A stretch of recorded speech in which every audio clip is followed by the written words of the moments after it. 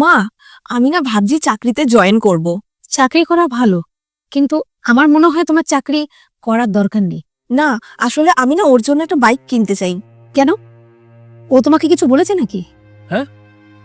না মা, আমি ওকে কখনো বলিনি যে আমাকে বাইক কিনে দাও। এই, তোর যদি বাইক কিনতে হয় নিজে ইনকাম করে নিজের টাকায় কেন। বৌমাকে কেন বলছিস? বৌমাকে একদম বলবি না। আরে মা, আমি সত্যিই বলছি, আমি ওকে এখন কিচ্ছু বলিনি। আরে না না মা, ও আমাকে কিছু বলেনি। আসলে পরশুদিনকে জ্যাঠা শ্বশুর এসেছিলেন না, উনি কথায় কথায় বলছিল যে তোমার বাপের বাড়ির থেকে তো ছেলেকে একটা বাইকও দিল না। তুমি ওনার কথা ধরে বসে আছো? আত্মীয় স্বজনের কাজই এটা, যে অন্যের সংসারে আগুন লাগানো। কিন্তু মা, আমি তো চাকরিটা করতে চাই। উনি যখন তোমাকে এসব কথা বলছিল, তুমি ওখান থেকে চলে যেতে। এটা কিভাবে সম্ভব? উনি তো সম্পর্কে আপনার ভাসুর হন।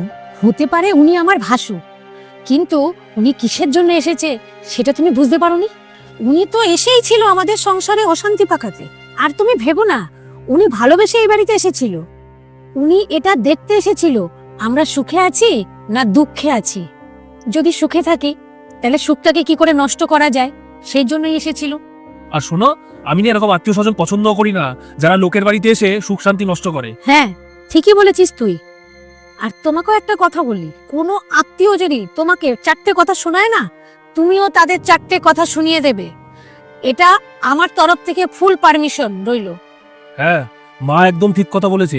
আমাদের নিয়ে অত চিন্তা করতে হবে না তোমার। আর এখানে না এসে এরকম ভাবে বলবে না। তুমি যত চুপ থাকবে ততই কিন্তু তোমাকে দমিয়ে রাখবে, এটা মনে রেখো।